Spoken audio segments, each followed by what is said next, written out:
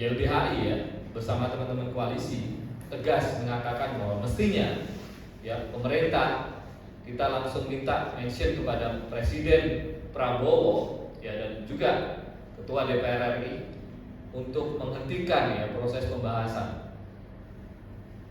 Tidak kemudian buru-buru, tidak kemudian seolah dikejar waktu dan tidak ada kesempatan untuk membahas kembali.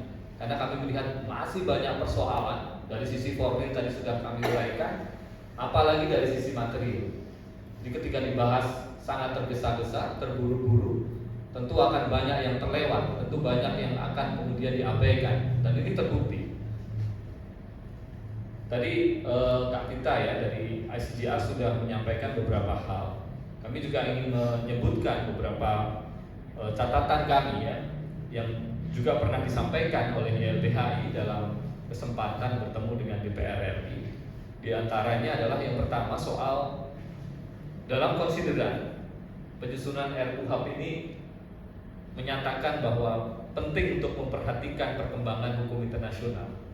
Mestinya bukan hanya memperhatikan tapi juga mengakomodir beberapa prinsip-prinsip ya ketentuan-ketentuan yang menjadi standar hak asasi manusia internasional, misalkan dalam ICCPR, di dalam Convention Against Torture (CAT) gitu ya, yang sudah diratifikasi dan diundangkan oleh Indonesia.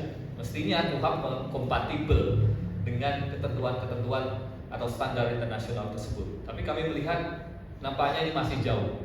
Belum lagi CIDO ya, belum lagi ketentuan hukum internasional soal yang lain ya, perlindungan hak anak dan lain sebagainya yang mestinya juga menjadi rujukan. Tetapi ini masih menjadi persoalan. Kemudian yang lain soal memposisikan Polri sebagai penyidik utama. Nah, ini masih menjadi ketentuan yang nempel di dalam rancangan undang-undang, termasuk dalam penjelasan kemarin. Persoalannya kita tahu bahwa tuntutan reformasi kepolisian di Indonesia itu kencang, keras, dan meluas digaungkan oleh masyarakat karena fakta bahwa polisi banyak melakukan abuse of power, penyalahgunaan kewenangan, kesenang-wenangan atas nama penegak hukum yang melakukan penyiksaan, salah tangkap, dan juga rekayasa kasus dan lain sebagainya. Banyak contohnya. Ada tuntutan untuk mereformasi kepolisian. Dan salah satu rumus seharusnya yang dilakukan oleh pemerintah dan DPR adalah membatasi kewenangan kepolisian, memperkuat pengawasan kepolisian, ya.